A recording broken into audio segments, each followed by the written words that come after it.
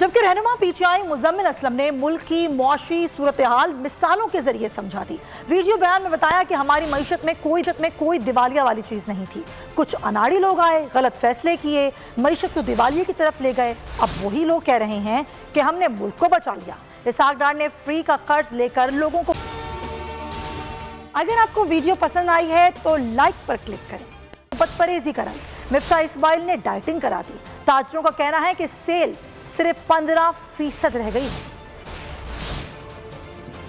कोई चीज़ नहीं थी, कुछ अनाड़ी लोग आए, उन्होंने गलत इंजेक्शन, गलत फैसले किए, जिसकी वजह से वो जो है मईशत को दिवालिये की तरफ ले गए। और अब जो है वो उन्होंने कह रहे हैं कि जी हमने इसको बचा लिए दिवालिये से, लेकिन साथ ये कह रहे हैं अभी भी जान को ख़तरा है, फ़िलहाल के लिए हमने इसकी जान बचा ली है। इसहाक डार ने जो है एक जो है फ्री का कर्ज ले लेके लोगों को जो है बदतरीदी कराई और जो है मिठाइयाँ खिलाई, गोश्त खिलाया, ये खिलाया, वो खिलाया। उसके नतीजे में उनको कर दिया बड़ा सख्त बीमार और मरीज़ बना दिया और उनको जो है दिल की बीमारियाँ भी लग गई और 10 चीज़ें लग गई। दूसरी तरफ जब मिफ्ता इस्माइल आए तो उन्होंने इतनी डाइटिंग करा दी, इतनी कीमतें बढ़ा दी कि लोगों ने जो है खाना पीना ही छोड़ दिया। वो अब इतनी कमज़ोरी हो गई कि वो अपनी टांगों पर नहीं खड़े हो सकते। तो ये मिफ्ता इस्माइल की पॉलिसी थी। अभी चंद दिनों में, पिछले 2-3 दिनों में ताजरों से, कारोबारी लोगों से मिलने का इत्तेफाक हुआ है।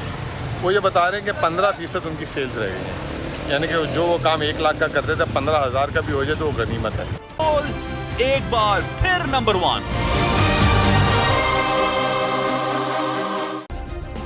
सब्सक्राइब करें और बेल दबाएं ताकि कोई खबर रह न जाए।